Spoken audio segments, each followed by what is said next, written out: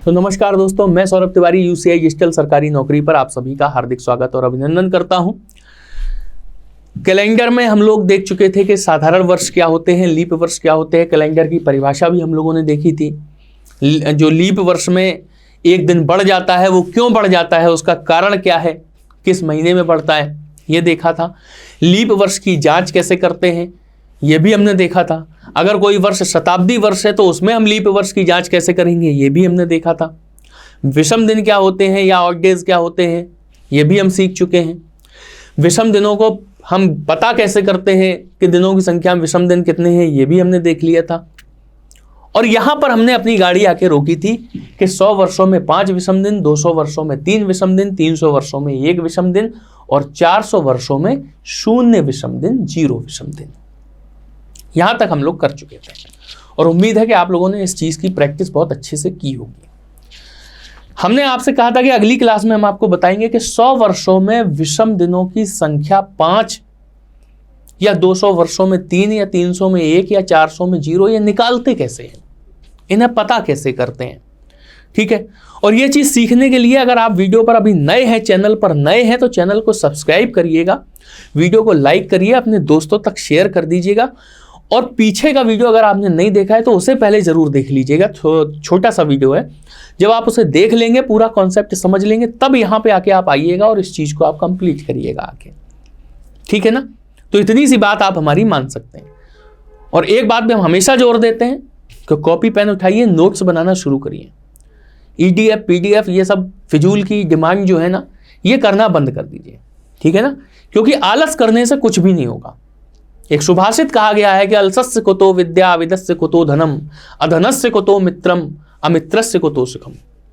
ठीक है ना, आलस करने वाले के पास विद्या कहाँ होती है, और जिसके पास विद्या नहीं होती उसके पास धन कहाँ होता है, जिसके पास धन नहीं होता उसके पास मित्र कहाँ होते हैं, और जब मित्र ही नहीं होंगे तो जीवन में सुख कहाँ है। तो इसलिए आलस मत करो, क्योंकि जीवन में सुखों की पूंजी जो है वो क्या है, केवल मेहनत है।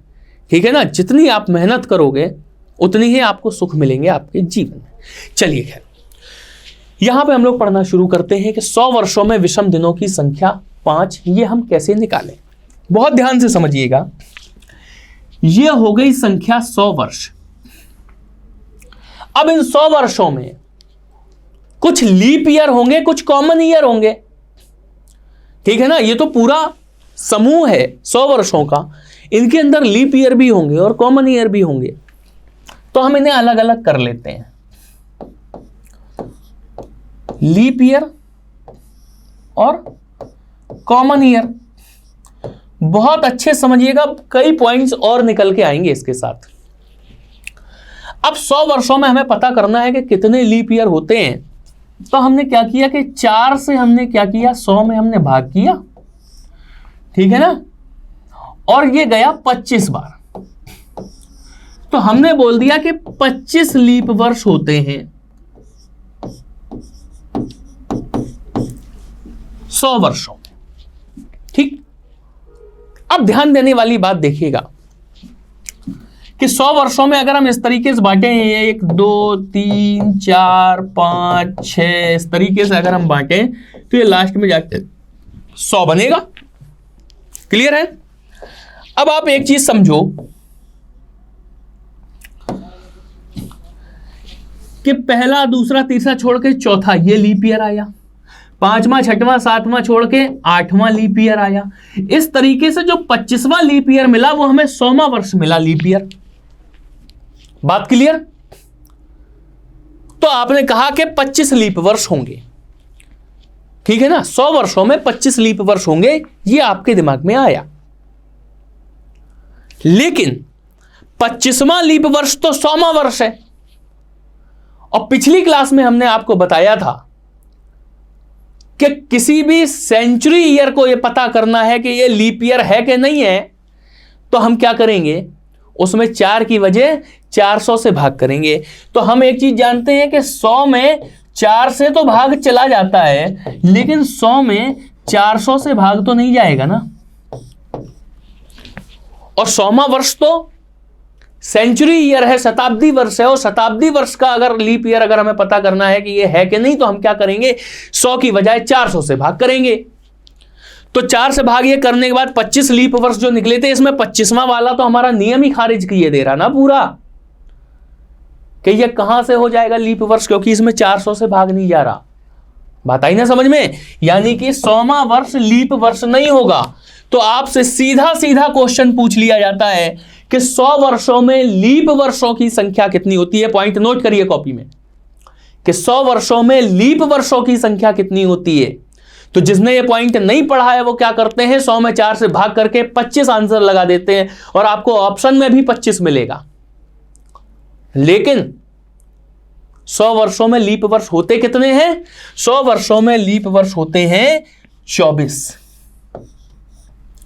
बात आई समझ में? अब कोई आपसे पूछे, आपने मान लो पॉइंट रख लिया कि 100 वर्षों में लीप वर्षों की संख्या 24। कोई आपसे पूछे 24 कैसे, 4 से भाग दो तो 25 आता है, तो आप क्या बताओगे?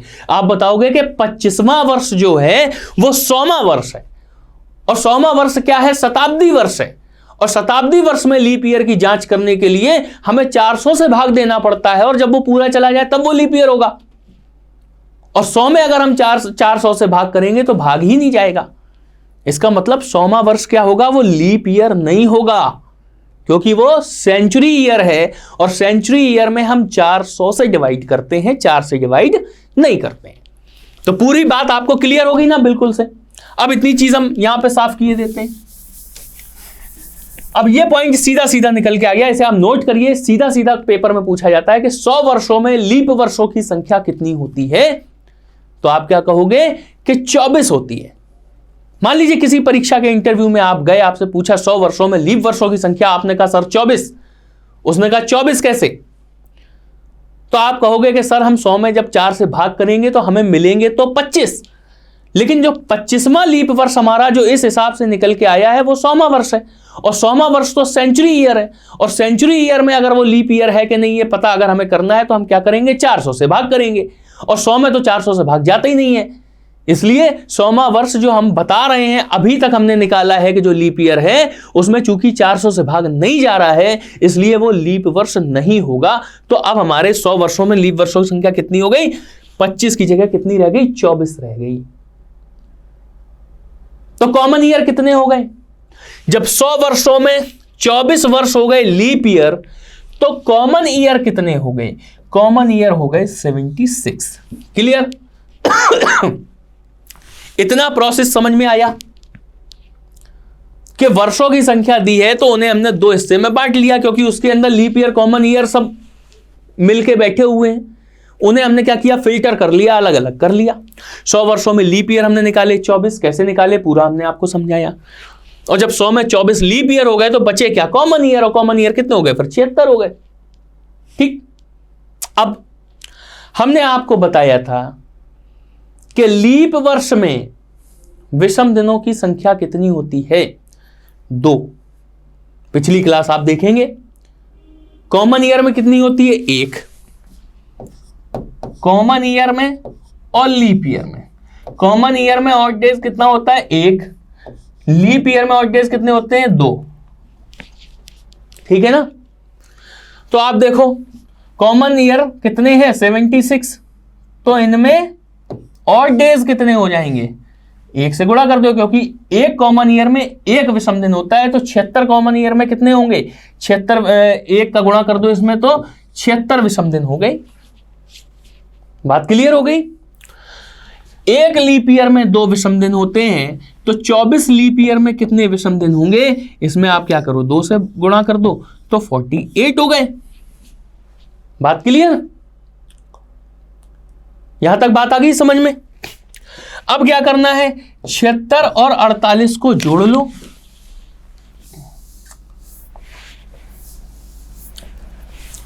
छिहत्तर और 48 को हमने जोड़ लिया, तो 6 और 8 14 की 4 हासिल 1, 7 4 11 और 1 12, 124।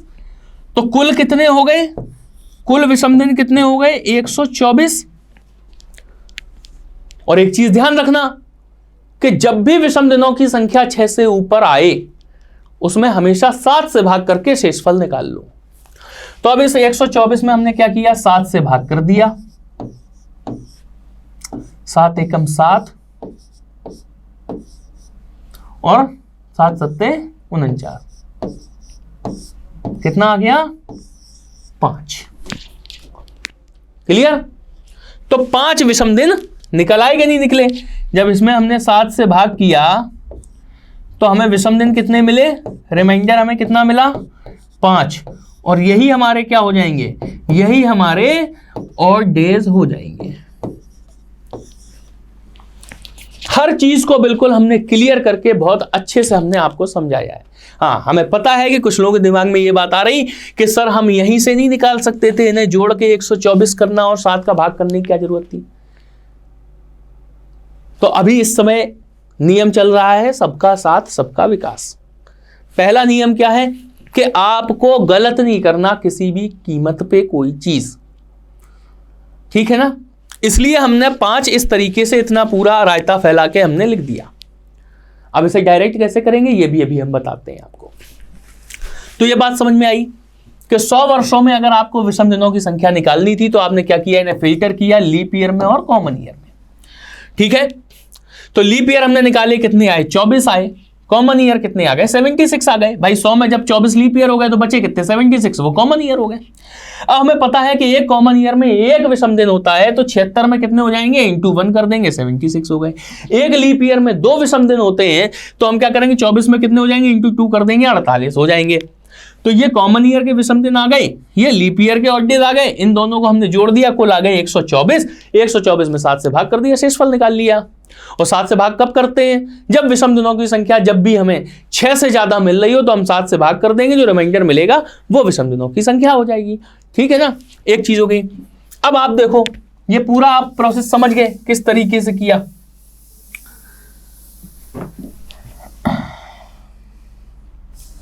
अब आप इसे यहां से भी कर सकते हो।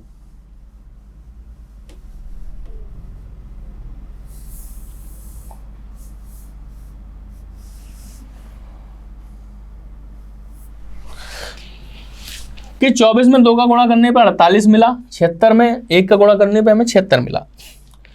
तो हम ये देखें कि यहीं पे इन्हें छोटा कर लेते हैं, ठीक है ना? यहीं पे इन्हें छोटा कर लेते हैं, इन दोनों को। यहीं पे 7 से भाग दे लो। जब 7 से भाग दिया तो यहां पे विषम दिन कितने आ गए? 6। और यहां भी कितने आ गए? 6। ठीक है ना? यहीं पे 7 से भाग कर दो, 6 आ गए। अब इन दोनों 6 को हमने जोड़ा तो कितना आया? 12। ये फिर 6 से ऊपर हो गया, तो हम क्या करेंगे? इस 12 में 7 से भाग कर दो तो हमें कितना मिल जाएगा? 5 मिल जाएगा। फिर हमारा आंसर 5 आ जाएगा।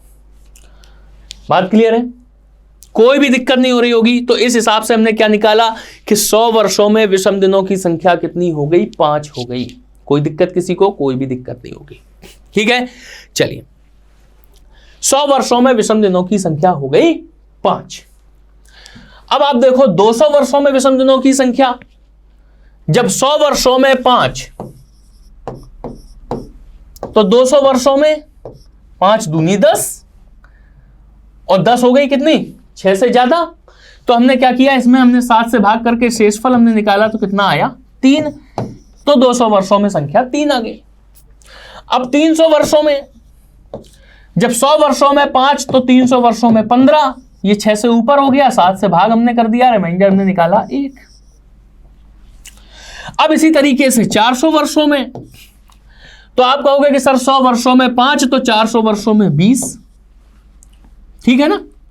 और आप फिर कहोगे कि सर इसमें हमने क्या किया? 7 से हमने डिवाइड कर दिया, तो 7 दूनी 14, 6 शेषफल बचा। तो 400 वर्षों में 6 विषम दिन आने चाहिए। और सर आपने 400 वर्षों में विषम दिनों की संख्या 0 बताई है, तो आपने गलत बताई है, क्योंकि आंसर तो 6 होना चाहिए। कुछ लोगों के दिमाग में ये चल रहा होगा, ठीक है ना? लेकिन अब आप समझो चीज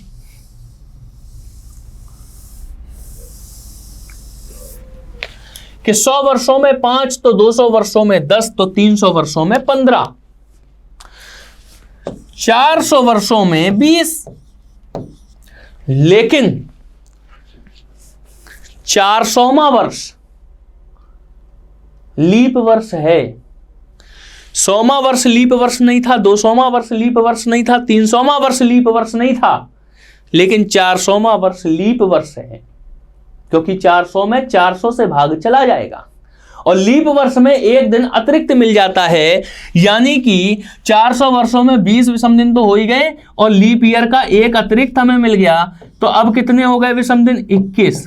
अब करो 21 में 7 से भाग। जब 21 में 7 से भाग किया तो रिमाइंडर हमें क्या मिला? 0 मिला, यानी कि 400 वर्षों में विषम दिनों की संख्या कितनी हो गई? 0। अब बोलो हम गलत थे कि सही थे?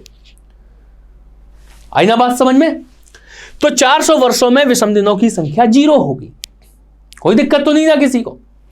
अच्छा, अब आप देखो, यह विषम दिनों की बात हो गई, ठीक। इसे निकालने में आपको कोई भी दिक्कत नहीं आएगी, यह बात बिल्कुल पक्की है ना। हमने पढ़ा था कि 100 वर्षों में लीप ईयर 24 थे, तो 200 वर्षों में लीप ईयर कितने हो गए? 48। 300 वर्षों में लीप ईयर कितने हो गए? 72, ठीक है। और 400 वर्षों में कितने हो गए? 24 चौको 96। लेकिन इन 100 वर्षों में 100वां वर्ष लीप ईयर नहीं था, 200 वर्षों में 200वां वर्ष लीप ईयर नहीं था, 300 वर्षों में 300वां वर्ष लीप ईयर नहीं था। लेकिन इन 400 वर्षों में ये 400वां वर्ष लीप ईयर है, यानी कि 96 तो होंगे प्लस 1 और हो जाएगा, तो कितना हो जाएगा? 97 हो जाएगा। ये क्वेश्चन भी सीधा सीधा पूछा जाता है, कॉपी में नोट करिए इस बात को कि 400 वर्षों में लीप वर्ष की संख्या कितनी होती है, तो आंसर हो जाएगा 97। 100 वर्षों में लीप वर्ष की संख्या कितनी होती है, तो आंसर हो जाएगा 24, यानी कि 24। बात आई समझ में? 100 वर्षों में लीप वर्ष 24 क्यों हो जाते हैं?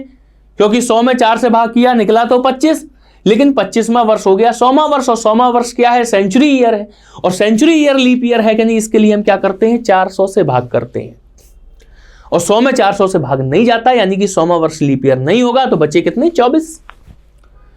400 में वर्ष में हम क्या करते हैं?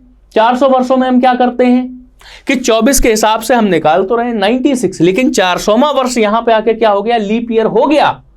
जब 400वां वर्ष लीप ईयर हो गया, क्योंकि ये सेंचुरी ईयर है 400वां वर्ष, और जब 400वां लीप ईयर है तो 96 तो होंगे ही होंगे 24 के हिसाब से, लेकिन ये 400वां वाला भी लीप ईयर हो गया, तो प्लस 1 और हो गया ये, ठीक है ना।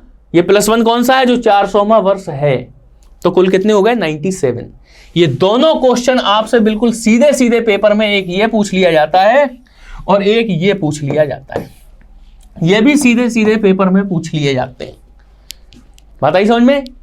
सीधा सीधा क्वेश्चन आपको दे देगा, 100 वर्षों में लीप वर्ष की संख्या आप कहोगे 24, 400 वर्षों में लीप वर्ष की संख्या आप कहोगे 97, आपसे कहेगा 100 वर्षों में विषम दिनों की संख्या आप कहोगे 5, 200 वर्षों में विषम दिनों की संख्या आप कहोगे 3, 300 वर्षों में विषम दिनों की संख्या आप कहोगे 1, और 400 वर्षों में विषम दिनों की संख्या तो आप कहोगे 0। बात क्लियर हो गई ना? छोटी छोटी चीजें ये आप लोगों को बिल्कुल से क्लियर हो गई होंगी, हर बात समझ में आ गई होगी, ठीक है ना। अब देखिए आगे, कुछ चीजें छोटी छोटी होती हैं, इंपॉर्टेंट होती हैं, इन सारे पॉइंट्स को भी आप लिख लीजिएगा। जब आप क्वेश्चन सॉल्व करेंगे तब उसके अंदर आपको इन चीजों की आवश्यकता महसूस होगी। कह रहा किसी साधारण वर्ष में निम्न माह के प्रथम दिन समान होते हैं। अगर कोई कैलेंडर है वो कॉमन ईयर है, लीप ईयर नहीं है, कॉमन ईयर है, तो जनवरी और अक्टूबर के पहले दिन समान होंगे, फरवरी मार्च नवंबर के पहले दिन समान होंगे, अप्रैल और जुलाई के पहले दिन समान होंगे, सितंबर और दिसंबर के पहले दिन समान होंगे। यह क्वेश्चन आपसे सीधे सीधे पेपर में पूछ लिए जाते हैं कि किसी साधारण वर्ष में जनवरी का पहला दिन किस माह के पहले दिन के समान होगा, तो आपका आंसर क्या हो जाएगा? अक्टूबर के पहले दिन के समान होगा। आपसे पूछा जाएगा किसी साधारण वर्ष में अप्रैल का पहला दिन किस वर्ष के पहले दिन के समान होगा, किस माह के पहले दिन के समान होगा, तो आपका आंसर हो जाएगा जुलाई के। तो ये आपको बिल्कुल याद करना है। इसी तरीके से अगर हम लीप ईयर की बात करते हैं कि निम्न माह के प्रथम दिन समान होते हैं लीप वर्ष में, तो जनवरी, अप्रैल और जुलाई के पहले दिन समान होते हैं, फरवरी और अगस्त के समान होते हैं, मार्च और नवंबर के समान होते हैं, सितंबर और दिसंबर के समान होते हैं। ये सीधे सीधे आपको रट लेना है, क्योंकि इन पे आधारित सीधा सीधा one liner question, objective question आपसे परीक्षा में पूछ लिया जाता है और 1 नंबर बड़ी आसानी से आपका मिल सकता है अगर आप इन सारे पॉइंट्स को याद कर लेते हैं। ठीक है, इसमें ज्यादा समझाने की कोई भी जरूरत नहीं है। बाकी जिस तरीके से ये 2 कैलेंडर आपके सामने रखे हुए हैं, ऐसे ही आप कैलेंडर रख सकते हैं कोई भी अपनी आंखों के सामने। एक लीप ईयर का रख लीजिए, कॉमन ईयर का रख लीजिए, गूगल से डाउनलोड कर लीजिएगा और ये पॉइंट्स जो हैं इन्हें चेक कर लीजिएगा। ठीक है, तो आपको सारी बातें क्लियर हो जाएंगी। देखिए कुछ पॉइंट्स और होते हैं कि साधारण वर्ष का पहला और अंतिम दिन क्या होता है, समान होता है।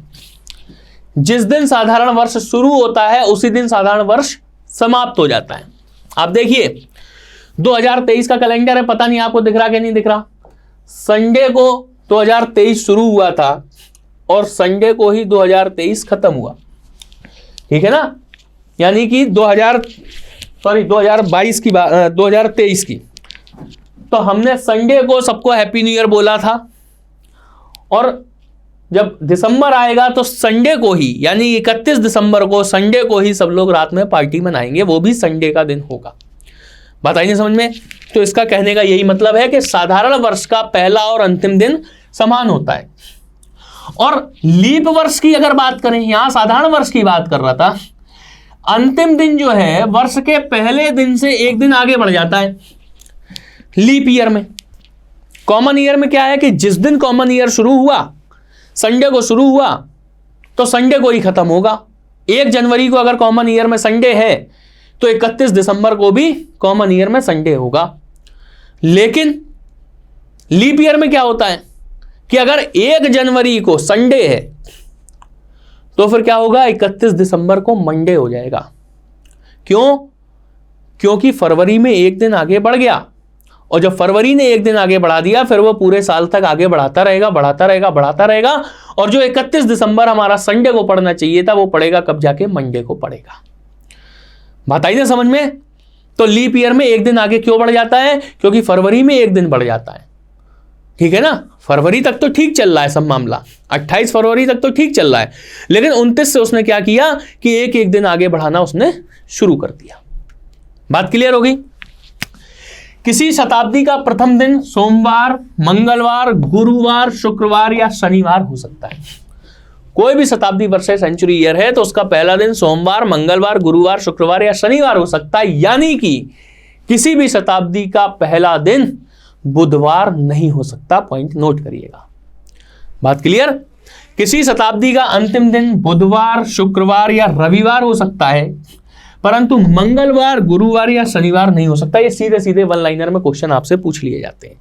और साधारण क्रमागत वर्षों में निश्चित तिथि 1 दिन आगे बढ़ जाती है, जबकि लीप वर्ष आने पर 2 दिन आगे बढ़ जाती है। इसका क्या मतलब हुआ? अभी हमने आपको बताया कि साधारण वर्ष जिस दिन शुरू होता है, मान लो साधारण वर्ष 1 संडे को शुरू हुआ तो वो संडे को ही खत्म होगा। 1 जनवरी को अगर संडे है कॉमन ईयर में तो 31 दिसंबर को भी संडे होगा, तो अगले वर्ष 1 जनवरी को क्या होगा, मंडे होगा। यानी कि साधारण वर्ष अगर संडे को शुरू हुआ तो उसके आगे आने वाला साधारण वर्ष मंडे को शुरू होगा। ठीक है ना?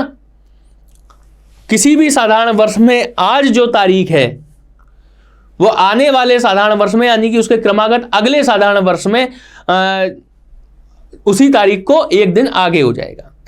बात आ गई ना समझ में? कि आज जैसे मान लो 5 तारीख है, 5 जनवरी है, और मान लो आज बुधवार है या बृहस्पतिवार है, मान लो बृहस्पतिवार है, 5 जनवरी को बृहस्पतिवार है साधारण वर्ष में, तो अगले वर्ष साधारण वर्ष अगर होगा तो 5 जनवरी को शुक्रवार होगा, 1 दिन आगे बढ़ जाएगा। ठीक है? और ये कहानी चलेगी हर वर्ष में, चाहे वो साधारण वर्ष हो चाहे लीप वर्ष हो। साधारण वर्ष में पूरे वर्ष भर ये कहानी चलेगी, लीप वर्ष में केवल 28 फरवरी तक ये कहानी चलेगी। 29 फरवरी से क्या होगा कि 1 दिन अतिरिक्त आगे बढ़ जाएगा। ठीक है ना, 2 दिन आगे बढ़ जाएगा। मान लो 1 मार्च 2023 को बुधवार है, तो 1 मार्च 2024 को क्या होगा, शुक्रवार हो जाएगा, क्योंकि हम फरवरी के बाद की बात कर रहे हैं। 1 मार्च 2023 को अगर बुधवार है तो 1 मार्च 2024 को शुक्रवार हो जाएगा। क्यों? क्योंकि 2024 क्या है, लीप ईयर है। और फरवरी क्रॉस करके तारीख आई है तो वो 2 दिन आगे हो जाएगी। अगर ये लीप ईयर ना होता तो ये अगर बुधवार था 1 मार्च को तो ये 1 मार्च को बृहस्पतिवार होता, अगर 2024 लीप ईयर ना होता तो। ठीक है, ये सारे पॉइंट्स आप लोग समझ में आ गए होंगे। आगे हम लोग पढ़ेंगे कि कोई अगर तारीख दे दी जाए तो उससे दिन हम लोग कैसे निकाल सकते हैं, 2 तारीखें दी जाए तो उनकी तुलना करके हम दिन कैसे निकालेंगे, और जो जो प्रकार के क्वेश्चन पूछे जाते हैं उन पर आधारित सारी चीजें जो है उनके सारे आर्टिकल हम लोग पढ़ने का प्रयास करेंगे अगली क्लास में। लेकिन अगर अभी तक आपने चैनल को सब्सक्राइब नहीं किया तो चैनल को सब्सक्राइब कीजिएगा, वीडियो को लाइक कीजिएगा, अपने दोस्तों तक शेयर कर दीजिएगा। ठीक है ना, क्योंकि पूरा कोर्स पूरा सिलेबस आपको इसी प्लेटफॉर्म पर बिल्कुल निःशुल्क मिल रहा है, और पूरा मतलब आगे चल के जो परीक्षा आएगी ना उसमें आप बहुत शानदार प्रदर्शन कर पाएंगे अगर आप हमारी सारी क्लासेस को फॉलो करेंगे बहुत अच्छे से। मिलते हैं अगली क्लास में, बहुत बहुत शुक्रिया आप लोगों का।